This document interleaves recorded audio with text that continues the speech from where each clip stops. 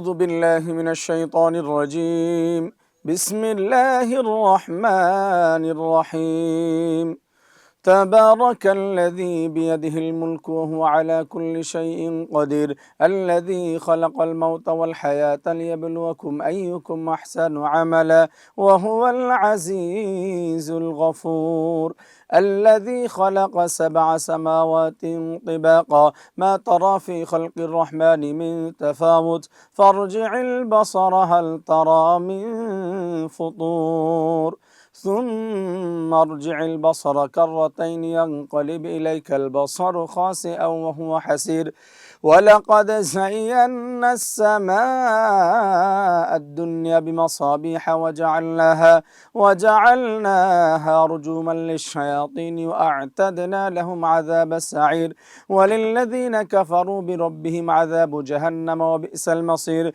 إذا ألقوا فيها سمعوا لها شهيقا وهي تفور تكاد تميز من الغيظ كلما ألقي فيها فوج سألهم خزنتها ألم يأتكم نذير قالوا بلى قد جاءنا نذير فكذبنا وقلنا ما نزل الله من شيء إن أنتم إلا في ضلال كبير وقالوا لو كنا نسمع أو نعقل ما كنا في أصحاب السعير فاعترفوا بذنبهم فسحقا لأصحاب السعير إن الذين يخشون ربهم بالغيب لهم مغفرة وأجر كبير وأسروا قولكم أو اجهروا به إنه عليم بذات الصدور ألا يعلم من خلق وهو اللطيف الخبير هو الذي جعل لكم الأرض ذلولا فامشوا في مناكبها وكلوا من رزقه وإليه النشور أأمنتم من في السماء أن يخسف بكم الأرض فإذا هي تمور أم أمنتم من في السماء أن يرسل عليكم حاصبا فستعلمون كيف نذير ولقد كذب الذين من قبلهم فكيف كان نكير أولم يروا إلى الطير فوقهم صافات ويقبضن ما يمسكهن إلا الرحمن إنه بكل شيء بصير أمن هذا الذي هو جند لكم ينصركم من دون الرحمن إن الكافرون إلا في غرور أمن هذا الذي يرزقكم من أمسك رزقا بل لجوا في عتو ونفور أفمن يمشي مكبا على وجهه أهدى أمن يمشي سويا على صراط مستقيم قل هو الذي أنشأكم وجعل لكم السمع والأبصار والأفئدة قليلا ما تشكرون قل هو الذي ذرأكم في الأرض وإليه تحشرون ويقولون متى هذا الوعد إن كنتم صادقين قل إنما العلم عند الله وإنما أنا نذير مبين فلما رأوه زلفة سيئت وجوه الذين كفروا وقيل هذا الذي كنتم به تدعون قل أرأيتم إن أهلكني الله ومن معي أو رحمنا فمن يجير الكافرين من عذاب أليم قل هو الرحمن آمنا به وعليه توكلنا فستعلمون من هو في ضلال مبين قل أرأيتم إن أصبح ماؤكم غورا فمن يأتيكم بماء معين صدق الله العظيم 40 বছর ধরে অসংখ্য খুশির মিছিলে ছিল আইডিএলসি, থাকবে আগামীতেও। আসসালামু আলাইকুম ওয়া রাহমাতুল্লাহ। আইডিএলসি প্রেজেন্টস সিয়ামের সুর প্রোগ্রামে এই মুহূর্তে যারা দেখছেন দেশের বাহিরে কাছে বা দূরে সবাইকে প্রীতি ও শুভেচ্ছা জানাচ্ছি। প্রিয় ভাই ও বন্ধুরা, মনে রাখবেন আমরা আজ গুরুত্বপূর্ণ একটি বিষয় আলোচনা করতে যাচ্ছি। সেটি হচ্ছে কত টাকার মালিক হলে আপনার উপরে যাকাত ফরজ হয়ে যাবে। ভেরি ভেরি ইম্পর্ট্যান্ট একটি বিষয়। আমরা বিশেষ করে রমাদানুল কারিম যখন আসে তখন আমরা জাকাত দেওয়ার প্রতি খুবই অ্যাক্টিভ হয়ে যাই। যদিও জাকাত দেওয়ার মাস স্পেশালি রমাদানুল মুবারক নয়, যে কোনো মাসে আমরা জাকাত দিতে পারি। কারণ হচ্ছে আপনার যখন পূর্ণ 1 বছর পূর্ণ হয়ে যাবে আপনার নিসাব পরিমাণ সম্পদ, তখন আপনার উপরে জাকাত হয়। কিন্তু যেহেতু রমাদানুল কারিমে সওয়াব বেশি হয়, 70 থেকে 700 গুণ থেকে 7 লক্ষ গুণও আল্লাহ তাআলা সওয়াব দিতে পারে, এদিকে লক্ষ্য করে আমরা রমাদানুল কারিমের ভিতরে জাকাত আদায় করি। প্রিয় ভাই ও বোনেরা, আমরা এজন্য আজকে জানবো যে কত টাকার মালিক হলে আপনার উপরে জাকাত ফরজ হয়ে যাবে। ফার্স্ট আমরা বলে নেই যে কার উপরে জাকাত ফরজ। জাকাত হচ্ছে যদি কোনো ব্যক্তির কাছে নিসাব পরিমাণ সম্পদ থাকে এবং সেই সম্পদ যদি 1 বছর পার হয়ে যায়, সে যদি মুসলিম হয়, সে যদি সুস্থ মস্তিষ্কের হয়, তাহলে আল্লাহ রাব্বুল আলামিন তার উপরে জাকাত ফরজ করে দিয়েছে। কত টাকা থাকলে আপনার উপরে মূলত জাকাত আসবে? জাকাত অনেক ফজিলতপূর্ণ একটা ইবাদা। আল্লাহ তাআলা বলছেন, ইন্নাল্লাযীনা আমানু ওয়া আমিলুস সালিহাতি ওয়া আকামুস সালাহ ওয়া আতাউজ যাকাহ। আল্লাহ তাআলা বলছেন যে আমি রব্বুল আলামিন যারা নেক আমল করবে, ঈমান আনবে, জাকাত প্রদান করবে, আল্লাহ তাআলা বলছেন লাহুম আজরুহুম ইনদা রাব্বিহিম, আল্লাহ তাআলার কাছেই তাদের বিনিময় রয়েছে, জাযা রয়েছে। প্রিয় ভাই বোনেরা, আমরা এই জন্য সবাই জাকাত দেওয়ার চেষ্টা করব। মূলত কত টাকার মালিক হলে আপনি জাকাত দিবেন? যদি কোনো ব্যক্তির কাছে 7.5 ভরি স্বর্ণ থাকে এবং 52.5 ভরি রূপা থাকে, তাহলে তার উপরে জাকাত ফরজ হয়ে যাবে।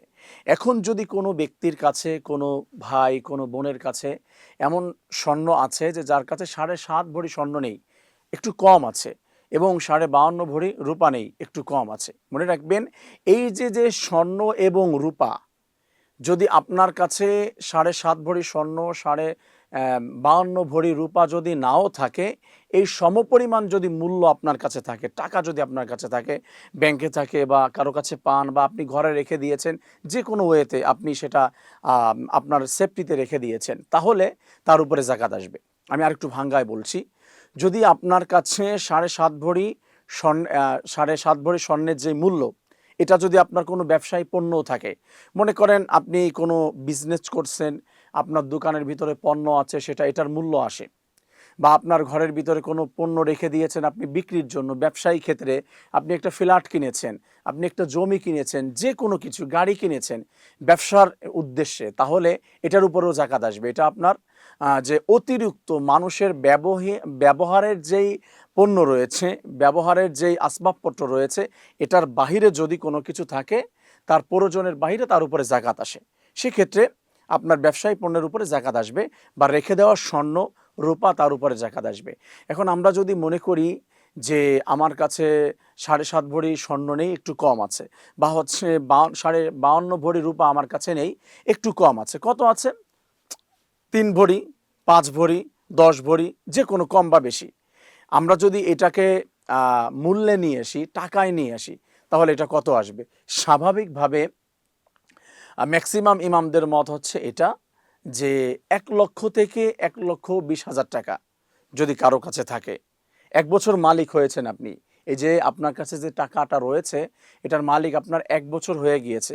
যদি কারো কম হয়, যে রমাদানুল কারিমের ভিতরে সওয়াব বেশি হবে, সেই দিকে লক্ষ্য করে, যে হচ্ছে আমার 8 মাস হয়েছে, 10 মাস হয়েছে, 1 বছর পূর্ণ হয়নি, আমি আগে দিয়ে দেবো, তাহলে তো আলহামদুলিল্লাহ আরও ভালো, আপনি সওয়াবের জন্য আগে দিয়েছেন। আপনার কাছে কোনো একটা জিনিস কেউ কিনেছে, সেক্ষেত্রে আপনাকে বলল যে ভাই আমি আগামী শুক্রবার আপনাকে টাকা দিয়ে দেবো, আজ হচ্ছে সোমবার, আপনাকে যদি বলে মঙ্গলবারে যে ভাই টাকা দিয়ে দিচ্ছি, তাহলে তো ভালো, আলহামদুলিল্লাহ। ঠিক তেমনিভাবে আপনার রমাদানুল কারিমের ভিতরে যদি আগে দিয়ে দেন, 1 বছর হয় নাই, তাহলে তো আরও বেশি ভালো, দিতে পারেন। কিন্তু যদি 1 বছর পূর্ণ হয় আপনার কাছে এই সম্পদ, যে 1 লক্ষ টাকা বা 1,20,000 টাকা, এর থেকে বেশি হলে তো অবশ্যই হবে, তাহলে আপনার জাকাত দিতে হবে। পার্সেন্ট হবে কত? 2.5% দিতে হবে। 1 লক্ষ টাকায় আপনার 2,500 টাকা দিতে হবে।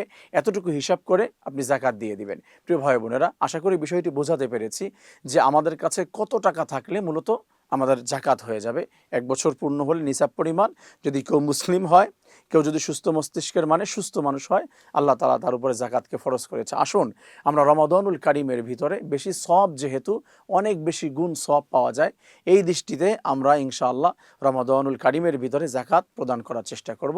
জাকাত দেওয়ার ক্ষেত্রে আমরা ফার্স্ট প্রায়োরিটি দিব হচ্ছে আমাদের কাছের রিলেটিভ যারা রয়েছে, খুবই কাছের, তাদেরকে আমরা জাকাত প্রদান করার চেষ্টা করব। মনে রাখবেন 5 জনকে জাকাত দেওয়া যায় না, মাকে, বাবাকে, ছেলে, মেয়ে এবং হচ্ছে ওয়াইফ, এর বাহিরে 1000 মাসালা আপনি বের করতে পারবেন। আপনি কোশ্চেন করতে পারেন যে হুজুর ভাইকে কি জাকাত দেওয়া যায়? আমি কি 5 জনের ভিতরে ভাইয়ের নাম বলেছি? যদি না বলি 100% ভাইকে জাকাত দেওয়া যাবে। এভাবে যে কোনো কাউকে আপনি জাকাত দিতে পারেন এই 5 জনের বাহিরে। প্রিয় ভাই বোনেরা, এদিকে লক্ষ্য করে ইনশাআল্লাহ আমরা জাকাত দেওয়ার চেষ্টা করব। আল্লাহ তাআলা আমাদের সবাইকে সঠিকভাবে জাকাত প্রদান করার তৌফিক দান করুন, আমিন। 40 বছর ধরে অসংখ্য খুশির মিছিলে ছিল আইডিএলসি, থাকবে আগামীতেও। আসুন, যেহেতু আমরা শেষ পর্যায়ে চলে এসেছি, ইফতারের আগ মুহূর্তে দোয়া কবুল হয় ইনশাআল্লাহ। আমরা আল্লাহ তাআলার কাছে দোয়া করব এবং আমাদের চাওয়া পাওয়াগুলো প্রকাশ করে দেব।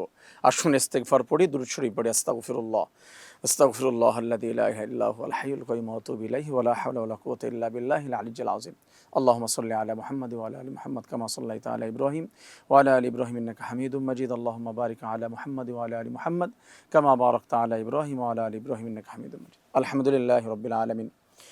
ربنا ظلمنا أنفسنا وإن لم تغفر لنا وترحمنا لنكونن من الخاسرين يا رب العالمين।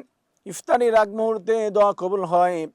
আমরা একসঙ্গে হাজার হাজার লক্ষ লক্ষ কোটি কোটি মানুষ তোমার কাছে হাত উত্তোলন করেছি ইফতারের আগ মুহূর্তে। রব্বুল আলামিন, আমাদের জিন্দেগির জানা ও জানা সব অপরাধগুলো ক্ষমা করে মাসুম বানিয়ে দাও ইয়া আরহামার রাহিমিন। পেটের ভিতরে ক্ষুধা রয়েছে, মনের ভিতরে চাহাত রয়েছে, সামনে খাবার রয়েছে, চাইলে সবাই খেতে পারে, কিন্তু তোমার ভালোবাসার দিকে লক্ষ্য করে খাবার খাইনি আল্লাহ গো। তুমি আমাদের এই দিকে লক্ষ্য করে সারাদিনের ক্লান্ত শরীর নিয়ে তোমার কাছে হাত উত্তোলন করেছি। আমাদের প্রত্যেকটি দরখাস্ত তুমি কবুল আর মঞ্জুর করে নাও ইয়া রাব্বাল আলামিন। মাহে রমাদানুল মুবারক পার হয়ে যাবে, অপরাধ ক্ষমা করাতে পারবো না, আমাদের থেকে হতভাগা আর কেউ হতে পারে না। রমাদানুল কারীম পার হওয়ার আগেই আমাদেরকে ক্ষমা করে মাসুম বানিয়ে দাও। সুবহানা রাব্বিকা রাব্বিল ইজ্জাতি আম্মা ইয়াসিফুন ওয়া সালামুন আলাল মুরসালিন ওয়ালহামদুলিল্লাহি রাব্বিল আলামিন। আসসালামু আলাইকুম ওয়া রাহমাতুল্লাহি ওয়া বারাকাতুহু।